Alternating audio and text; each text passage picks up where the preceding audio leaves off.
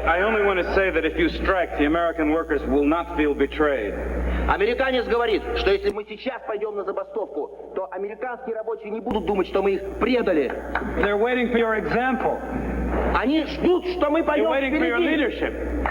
If you refuse to support the capitalist war machine, they will follow your example, and if the workers of the world stand together, the war can be stopped. Он говорит, что если мы, все рабочие, объединимся, то этой капиталистической войне мы сможем... Он привез нам привет от американцев!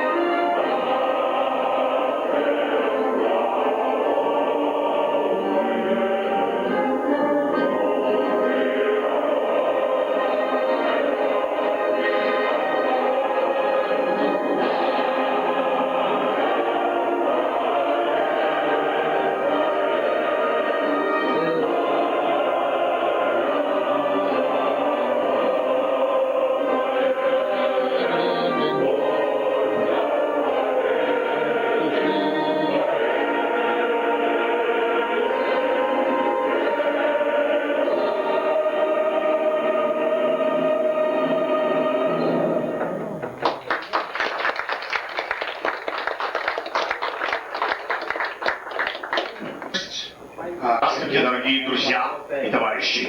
This is a truly historic occasion, friends. Throughout the globe, people are gathering, just like here, in homes, halls, government buildings, and sports stadiums, to mark the 80th anniversary of the Great October Revolution in Russia. What was so special about this revolution that progressive mankind from every race and nationality came together with the hope that they could also achieve what had been done in Russia in 1917? This revolution was markedly different from mankind's involvement with previous revolutionary experiments in America and France. This was the first time that workers on this planet were able to seize power for a prolonged period of time. It was the first time that workers built a society by themselves, without capitalists. But the most significant aspect of the 1917 October Revolution in Russia, led by the Bolsheviks, was that it served as a beacon of hope to the workers and oppressed peoples throughout the world, and was in reality a model for all of mankind to follow. Socialism was no longer just a theory studied solely by idealists in ivory towers, hoping to make a better world. Now socialism was a living, growing, political, socioeconomic system followed by millions in one country, and a model followed closely by millions of others throughout the world. Since the temporary setback of the successful socialist experiment in the Soviet Union, caused by Gorbachev's free market perestroika, destroika,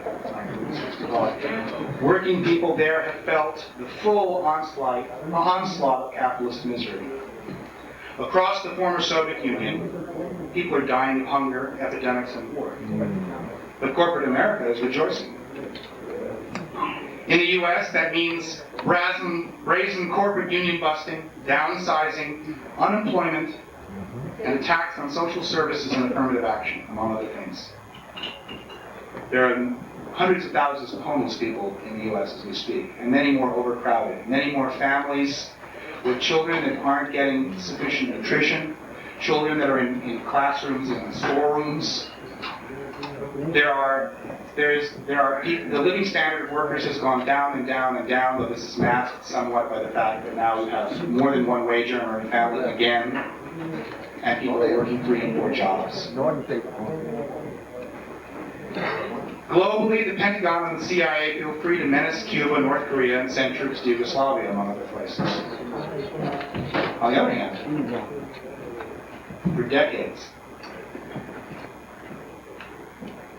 the Soviet Union assisted and was a friend to oppressed peoples fighting for freedom throughout the world. While in the imperialist dominion, throughout Africa, Latin America, Caribbean, Asia, workers, many of them children, are working 14-hour days in unsafe conditions for American-owned companies for anywhere from 6 cents to $1 an hour. For 70 years, the Pentagon and CIA have spent trillions of our tax dollars to overturn socialism in the USSR, Eastern Europe, Africa, Asia, and the Caribbean. The International Monetary Fund has given billions of dollars in loans to prop up the Yeltsin regime.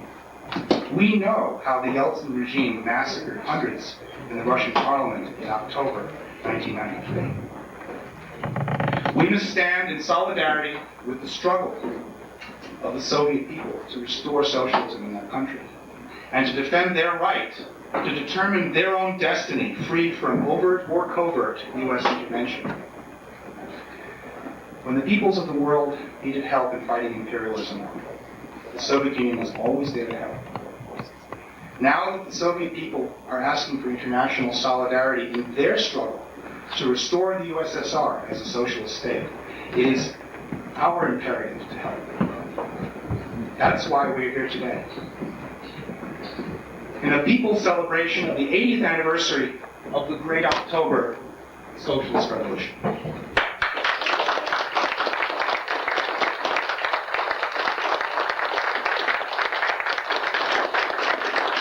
Speaker will be Bernard Livingston. He is a lawyer, novelist, filmmaker, poet, and lifelong political activist. He will read us a satirical poem.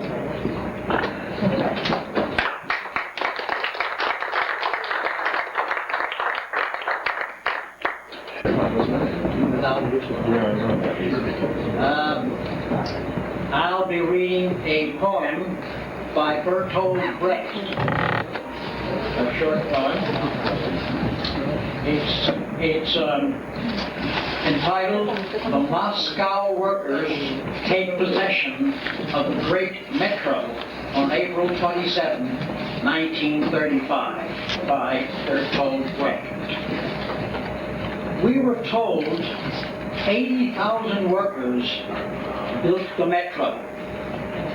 Many after a day's work elsewhere, sometimes all through the night. This past year, young men and girls were always seen laughing as they climbed out of the tunnels, proudly flaunting their work clothes, blood-caked and drenched with sweat.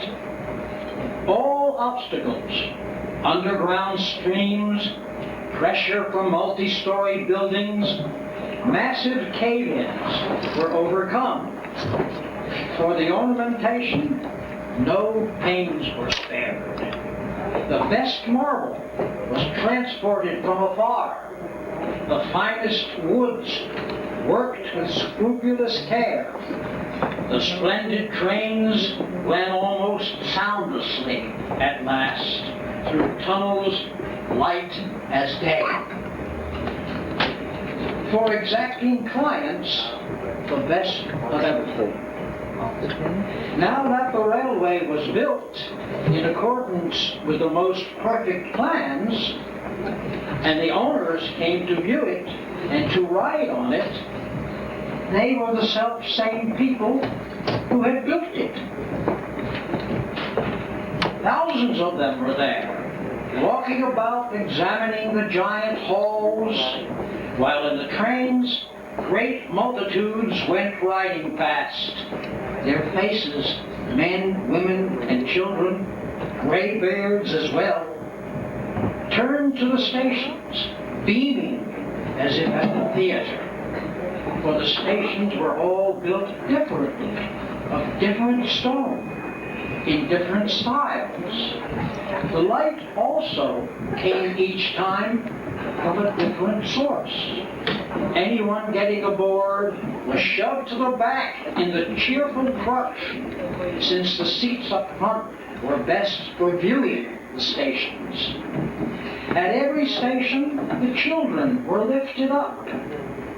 As often as possible, the travelers rushed out and inspected with eager, exacting eyes the finished job. They felt the pillars and appraised their gloss. They scraped the soles of their shoes over the stone floors to see if the slabs were smoothly fitted. Crowding back into the cars, they tested the wall surfaces and fingered the glass. Men and women were continually pointing out, uncertain if they were the right ones, places where they had worked. The stone bore the imprint of their hands. Each face was distinctly visible, for there was much light, many bulbs, more than in any railway I have ever seen. The tunnels also were lighted. Not 1 meter of labor went unlit. And all this had been built in a single year, and by so many workmen, unique among the railways of the world. And no other railway in the world had ever had so many owners. For this wonder of construction was witnessing what none of its predecessors in the cities of many centuries had witnessed: the builders in the role of proprietors. Where would it ever have happened that the fruits of labor fell to those who had labored? Where in all time were the people who had put up a building not always turned out of it?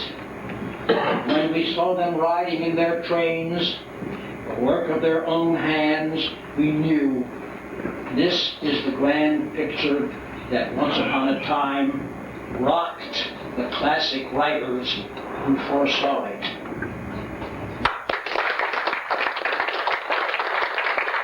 And now, Deirdre Griswald, editor of the Workers' World Party newspaper and member of the National Committee of Workers' World Party, will speak on the impact of Bolshevik Revolution.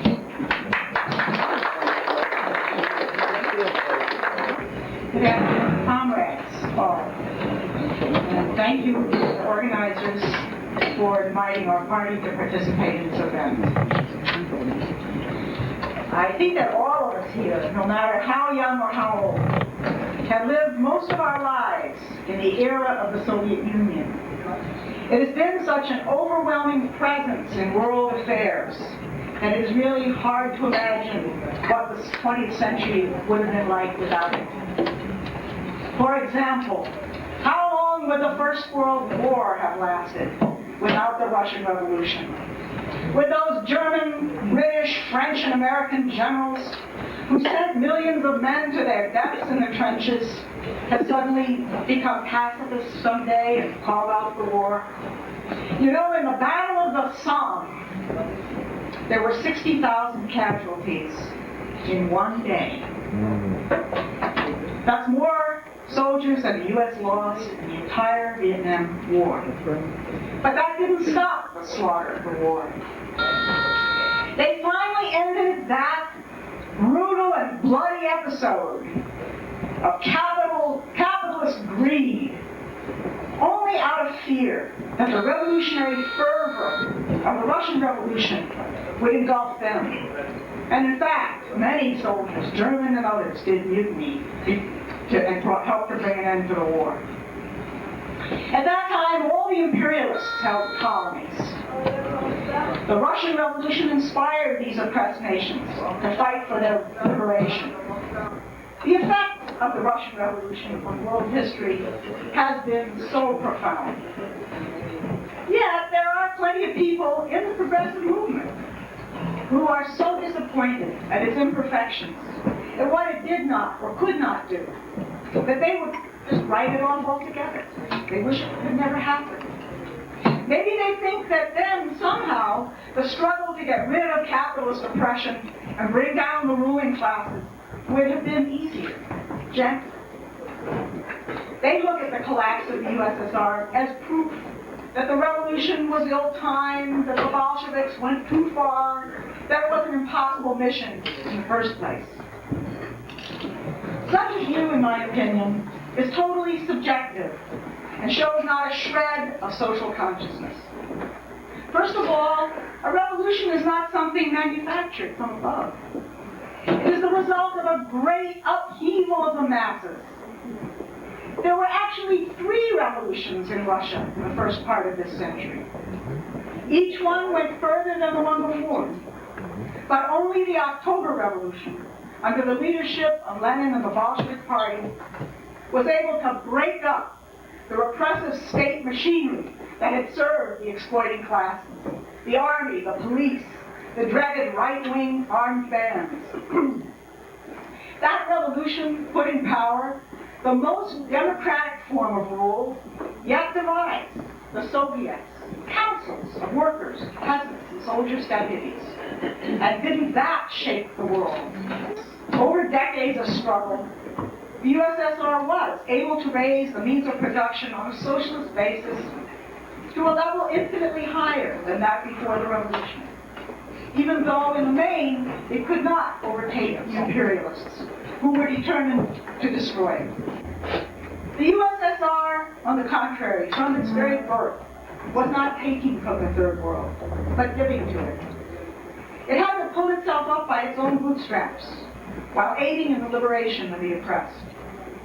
And it had to do so in a hostile capitalist world, either fighting actual invasion, like Hitler's armies during World War II, or preparing to defend themselves against invasion by the U.S. and the other imperialists. It is truly amazing, really, that in spite of all this, the USSR pioneered in so many areas. Take the role of women, for example. Now, just last week, the European Union released a report saying that the percentage of women in government positions has dropped sharply in Europe. But on closer examination, you see that the decline has been almost entirely in Eastern Europe and Russia since the counter-revolutions there. Women made up a much larger percentage of the Soviets than they did in any of the parliaments of the so-called Western democracies. Soviet doctors were mostly women at a time when women here could barely get into medical school. Working women got many months of paid leave before and after giving birth, and they could get their jobs back. They were guaranteed. Every large workplace had a creche or a nursery. Women could retire at 55. I'm at the age where I could really appreciate that. It didn't meant much to me some years ago, but now I think, boy, that's great. Education was free. And women entered the sciences, sports, and the arts in great numbers. In the USSR, where goods were not as abundant, nor the infrastructure as advanced as in these imperialist countries.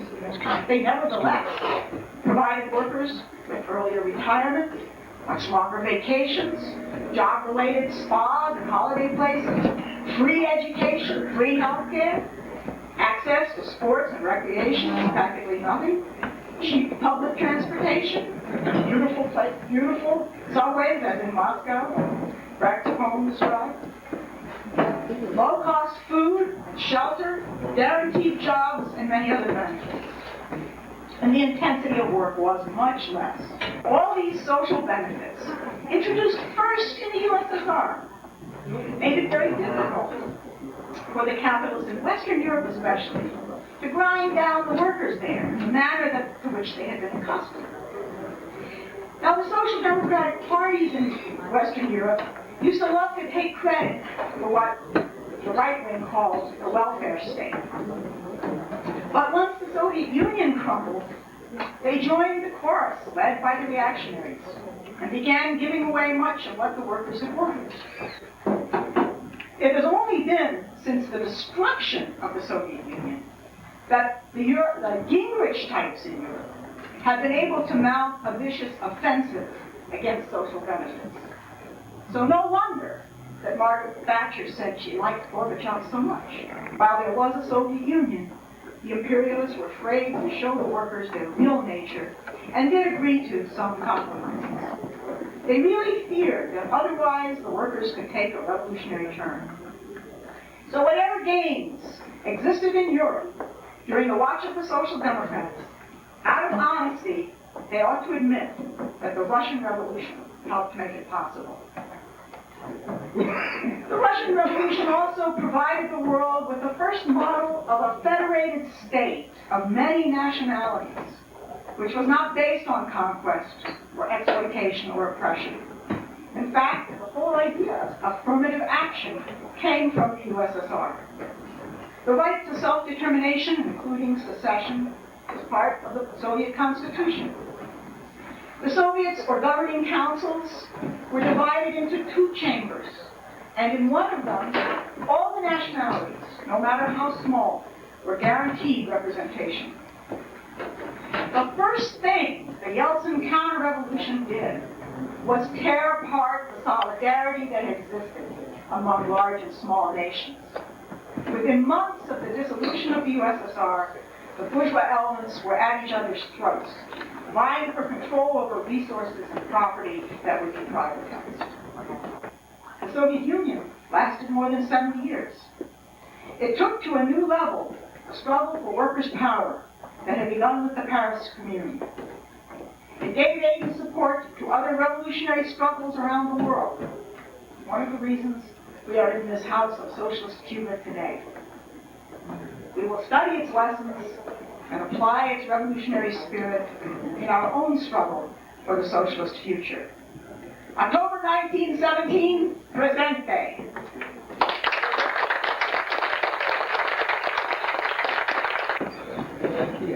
Deirdre Griswald.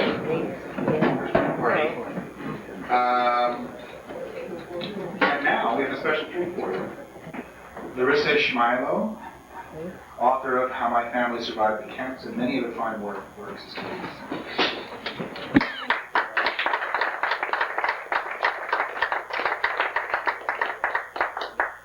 Да здравствует советский народ.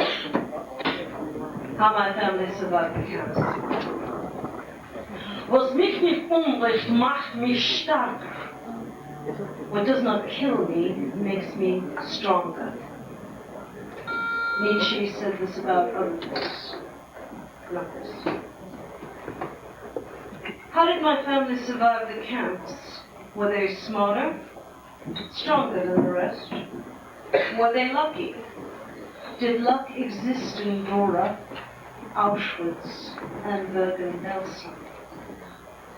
How did my family survive? They were young, my mother and father, in 1943. 20 years old when taken as slaves. They were not Jewish. No one knew my father was a soldier, a communist. So he was not shot or sent to be gassed. My grandmother said quickly to the Germans, "He is a mechanic." They needed mechanics. My grandmother begged and bribed the Ukrainian cardinals, begged and bribed the Germans, not SS. They took my father, son of a commissar, and shot the other men. How did my family survive? They offered no resistance. Did they collaborate? Is complicity possible without choice? They marched to Germany, working, following the German army, following the front, digging trenches, carrying metal. These were the good counts, Kalinovka, Перемешал. There was still food. My mother recalls eating an entire vat of potatoes fouled by kerosene, discarded by the Germans, not SS. The treatment was not cruel, comparatively not cruel. In 1944, the Germans were as afraid of the Russian front as the prisoners were of Germany, and of the other camps where they went nonetheless, where they were sent nonetheless. How did my family survive at Erfurt, the selection? My mother spoke good German. I see her now in stripes, deloused and shaved, alert, her hungry wit anticipating, dancing like her young Slavic feet. She was young and good-looking, thin but good-looking, and the SS liked the Ukrainian Front. On the cattle car to Dora, to the chimneys of that camp, my mother rode with her family intact, smaller but intact and ready for work. How did my family survive? Was it luck? In Dora Nordhausen, where the air smelled of shit and gas, where the sun rose but never shone, was there love? The boxcar stopped at the Nordhausen factory, the way out through a chimney in Dora. Here, my grandmother learned languages. Stach, Steuren, Schwein, Halt. In Dora, where not to understand an order meant death, my grandmother learned 6 languages. After 6 months, my family could work, hide, and ask for bread in all the languages of Europe. They learned English the same way.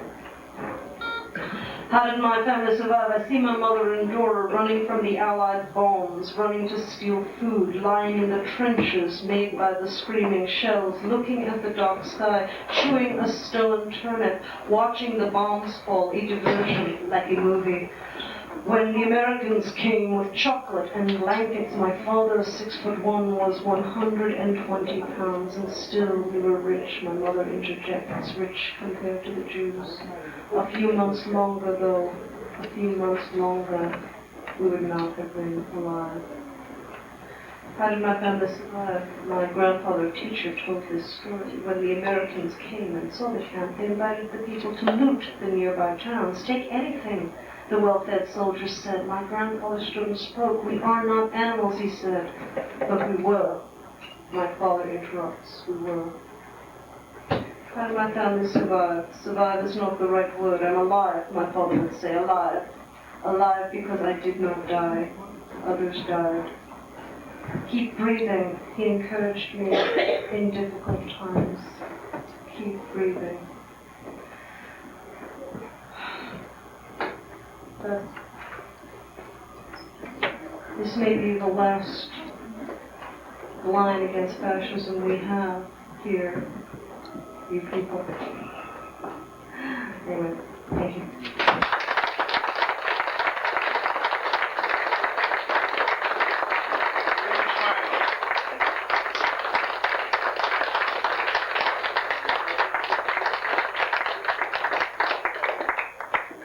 A lot of people have come in. I'd like to let everyone know once again that we have some delicious traditional Cuban food, very low cost, back there, and please feel free to get them. We have a special treat for you. Faye Schwartz, singer-songwriter, guitarist, is going to, she updates 60s protest songs with a 90s spin and produces her own material. But she's not going to do that.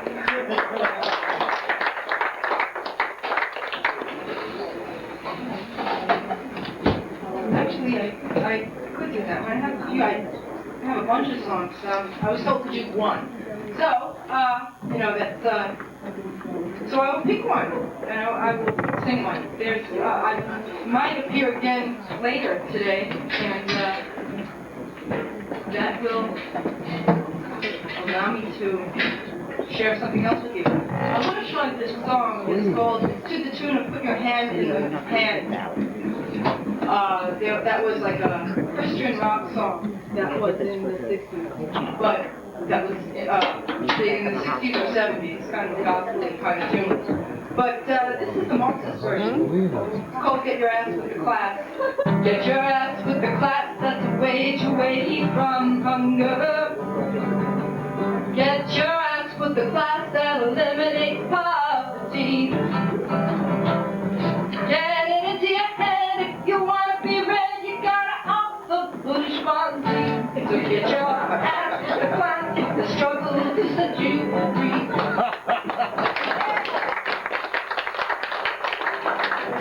Every time I look into the 3-volume book, I understand it. How they make a lot of shit you don't need and teach you to demand it. And I learned how the masses are divided into classes that will struggle throughout history. So get your ass with the class that was not, but one day will be. Get your load with the mode that eliminates all classes. Get your load with the mode that'll end private property. The division of labor makes you and your neighbor an underpriced commodity. So get your ass with the class that'll end all this absurdity. Get your ass in the class that's a wage away from hunger. Get your ass with the class that is destined for history. Get it into your head if you want to be ready, you got off the bourgeoisie. So get your ass with the class that will struggle to set you free.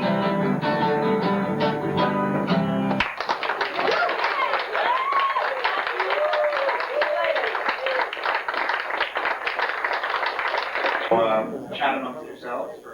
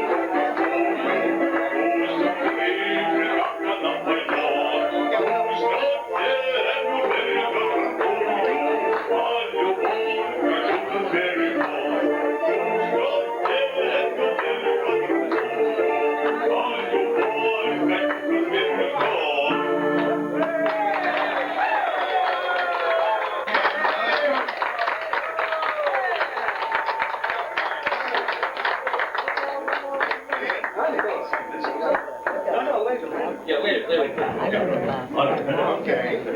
Sorry, we couldn't get through to Moscow. We're still trying. Our next speaker will be Dr. David Michael Smith. He teaches political science at York College. During the past decade, we have witnessed the temporary defeat of communist regimes and movements throughout much of the world. As a result of this catastrophe, we are now witnessing the resurgence of imperialist power, the growth of capitalist exploitation, the revival of fascist movements, and the prospect of barbarism. Under these conditions, it must be admitted, many comrades and many workers have become politically disoriented and personally demoralized. Our commemoration of the Great October Socialist Revolution takes on a very special meaning in the present period. Today, we remember and celebrate the world's historical achievements of the October Revolution, and we affirm together the power of the October Revolution to educate and inspire people in the struggle to rebuild revolutionary working-class movements across the planet. For we remember today the Bolshevik Party, under the leadership of Comrade Lenin, succeeded in winning the support of the masses of workers and poor peasants in the struggle for bread, peace, and land. We remember today that this revolution succeeded in smashing the capitalist state, creating a new state, a workers' state, and beginning the construction of the first socialist society on the face of the planet. Right on. As John Reed put it so well, the events of October 1917 were truly 10 days that shook the world.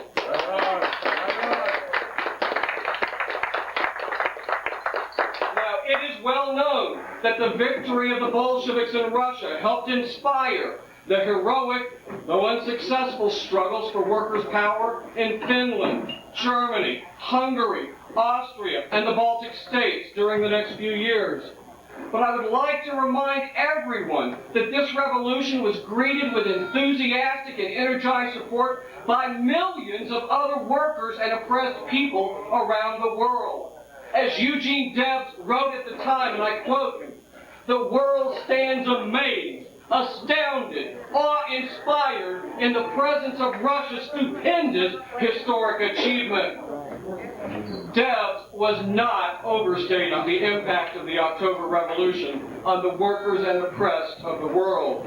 In France, in the spring of 1919, sailors revolted on warships in the Black Sea and refused to bear arms against the young Soviet Republic. May Day demonstrations in France that year drew more than 500,000 workers, and the cry went up, you know the cry, "Hands off Soviet Russia!" Across the channel. As growing numbers of British workers joined in strikes against their exploiters, the same demand was loudly made, you know that demand, "Hands off Soviet Russia!" In the United States in 1919, more than 4 million workers struck. The power of an increasingly militant U.S. working class was manifested in the Great Steel Strike and the Seattle General Strike. Heartfelt solidarity with the revolutionary Russian workers led thousands of workers here to refuse to ship arms or supplies to counter-revolutionary forces there.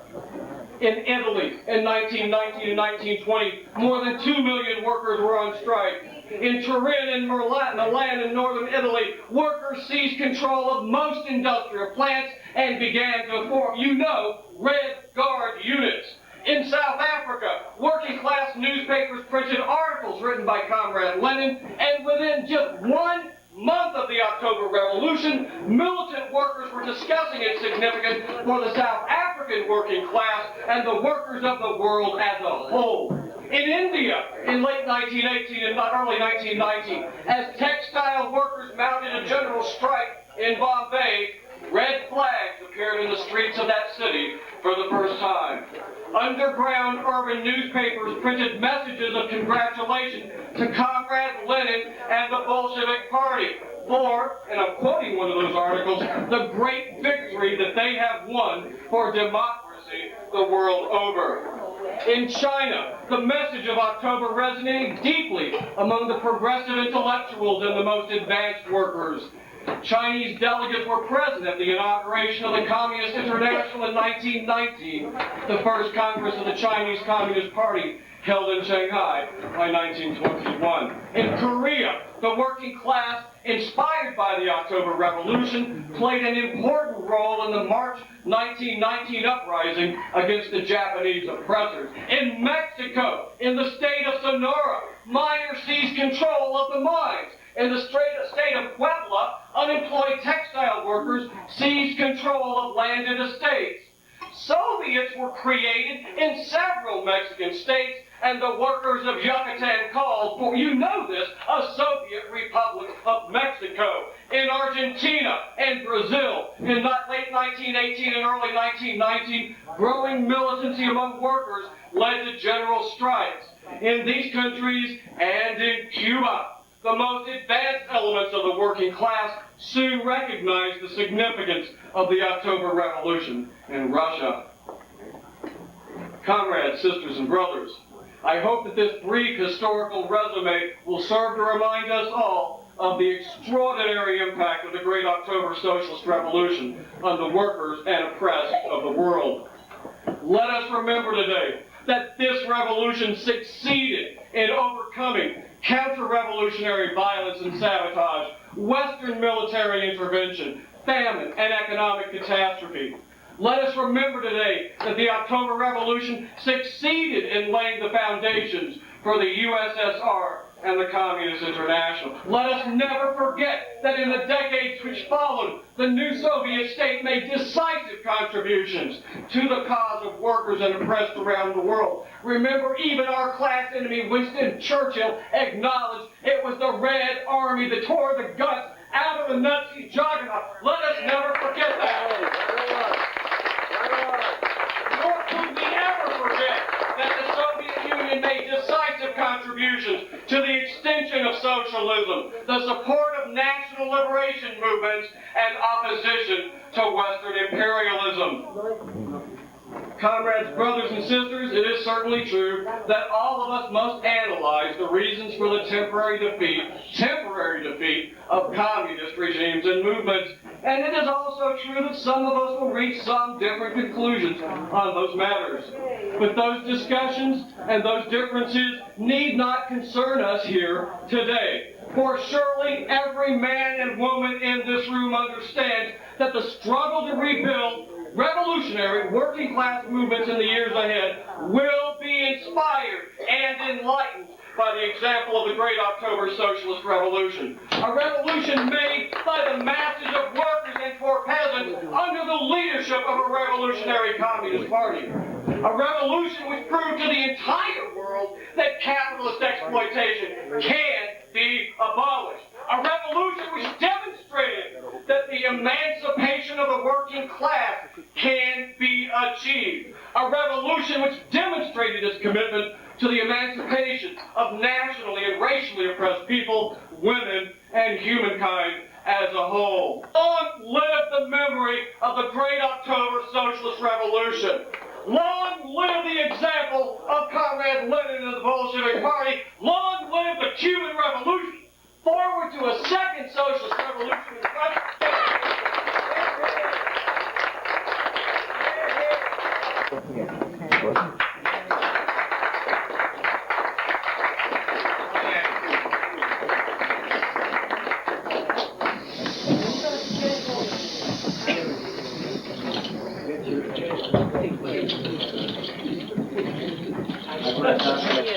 Compañeros and compañeras, en esta tarde, this evening, nuestro grupo indígena, our indigenous group, miembro de la Casa del Sol, a member of Casa del Sol, trae su música de las montañas. is bringing its music from the mountain.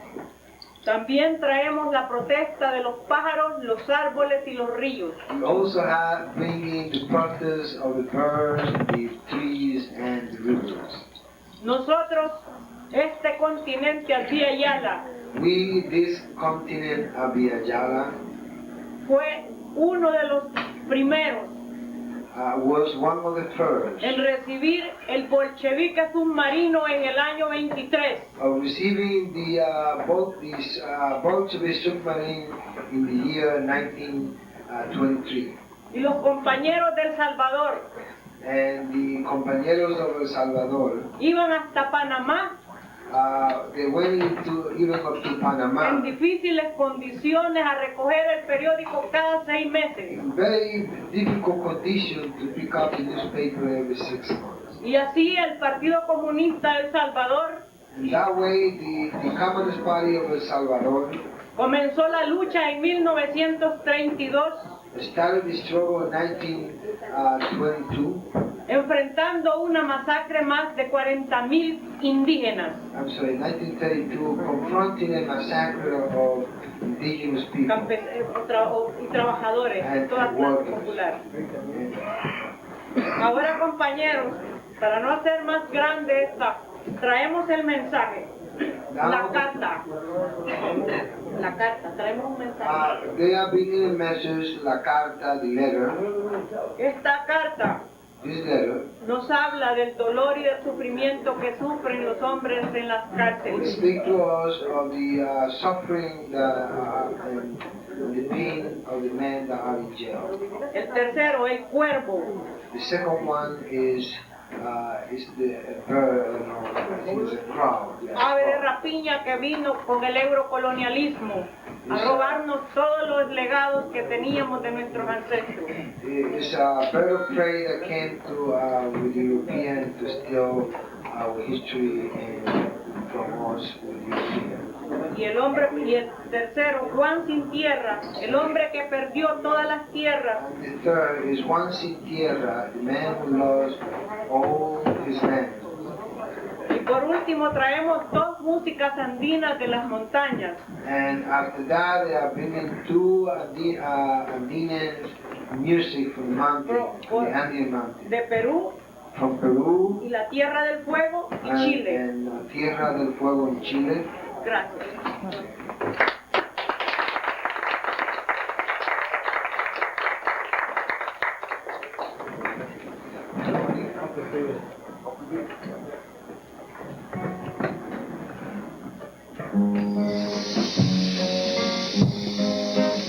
La carta escrita por Violeta Parra.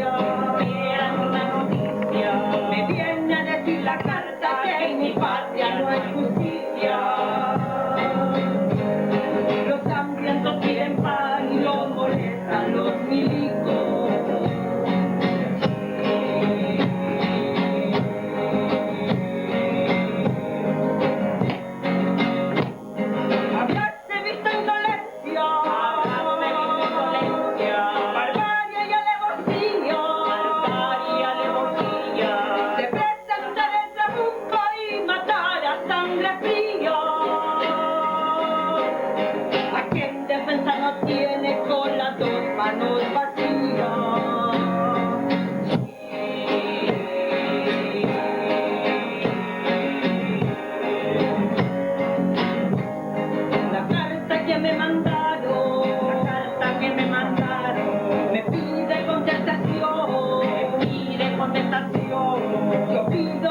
propague por toda la población.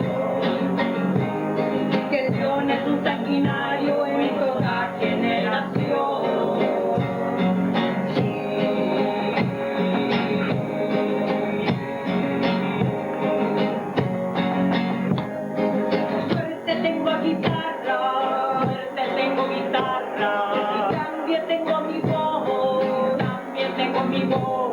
También tengo 7 hermanos, fuera aquel que tengo yo. Todos revolucionarios con el favor de mi Dios.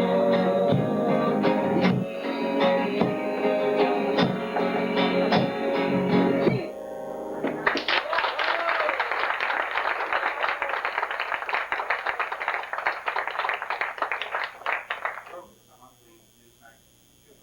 Sally is a longtime revolutionary fighter. She is a member of the Justice Committee of the National Congress of Puerto Rican Rights. She's actively involved in work on Jericho 98 and Committee 98, and is a leading member of the Free Mumia Jamal Coalition.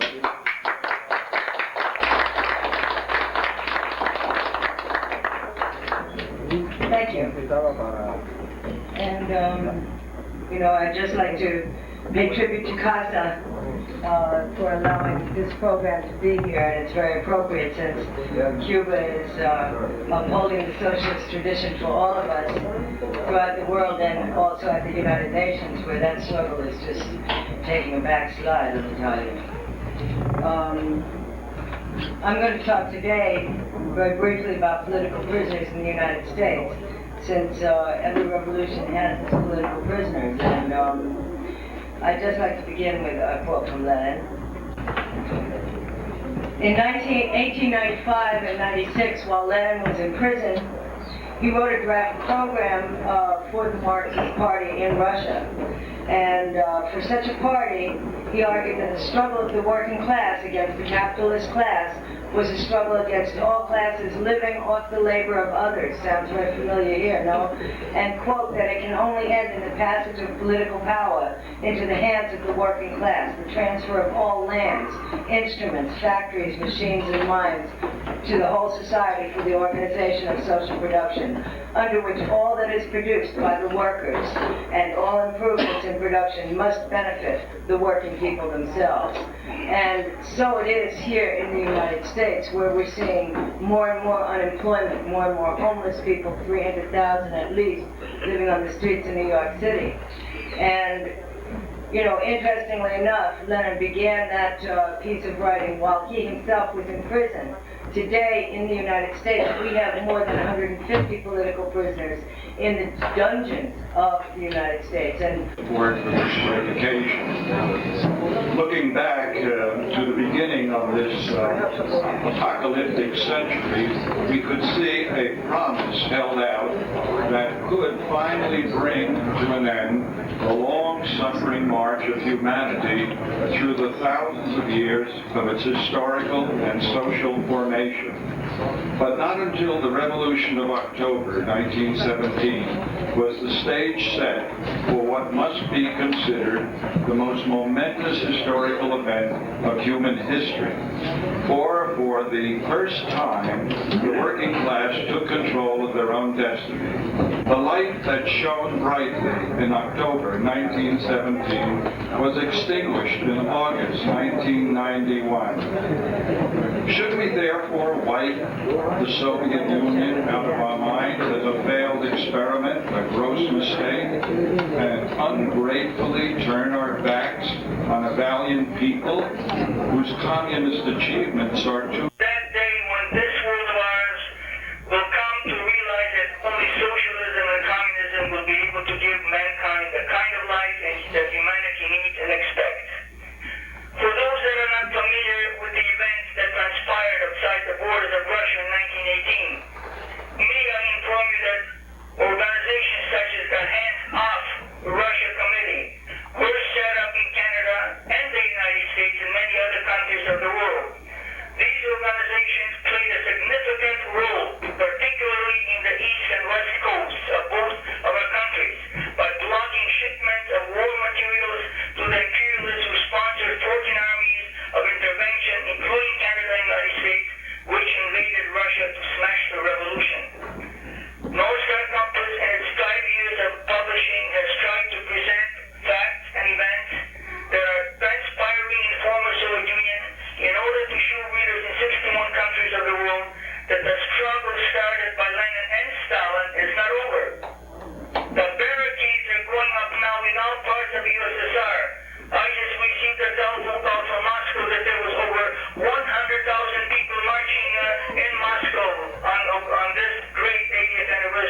Yeah.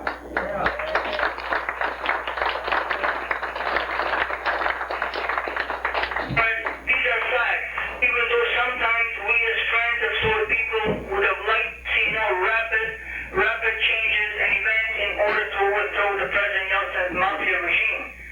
Where's the blame for this temporary defeat of socialism? Much has been written about the internal struggles in the Soviet Union during Lenin's time and continuing under Stalin. Northstar Compass has started stewing by exposing these events, by publishing books regarding those times, by informing our readership about the facts of history that do not see the light of day in the daily media, and unfortunately, comrades, even in some of our own progressive newspapers and journals. Gorbachev was the second coming of Judas, but at least Judas had the courage to hang himself.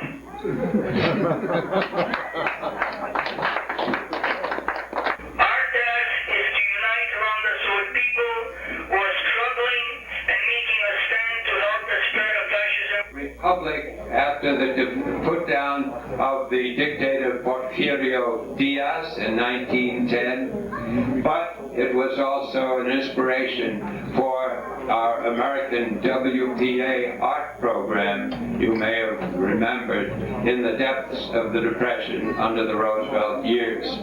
There were other forces too, such as the creation of the Bauhaus in Germany, which elevated art to useful purposes for the people, a combination of art and craftsmanship, the development of homes for working people, clothing for working people, and books for working people. These thoughts were all picked up in the infant Soviet Union in 1917, and they developed an art movement which was to impress the world, although the avant-garde art movement in the Soviet Union was to influence the world. Para ellos y ocasionar un irreparable colapso histórico al sistema capitalista mundial el 7 de noviembre de 1917. It is well known the hostility which the bourgeoisie, international bourgeoisie, and imperialism had towards the October Revolution and towards Lenin, because it was an incalculable loss for the bourgeoisie and an invaluable collapse, that which they suffered with the revolution and the capitalist collapse in 1917 in Russia. Él sabía también la hostilidad de los ideólogos, de las corrientes y los partidos burgueses y revisionistas, porque la Revolución de Octubre marcó en la práctica el triunfo del marxismo-leninismo como ideología, sobre cuya base se llevaría a cabo la transformación revolucionaria de la sociedad hacia un mundo nuevo al cual pertenece el futuro. It is well known also the hostility which the bourgeoisie and revisionists have towards the Russian Revolution, because the October Revolution was a dividing line between the practical triumph of Marxism-Leninism and that ideology. The Soviets will once again come out. I'm sure you know that you are in Cuban soil. This place, La Casa de las Américas, is a piece of Cuba. And Cuba today,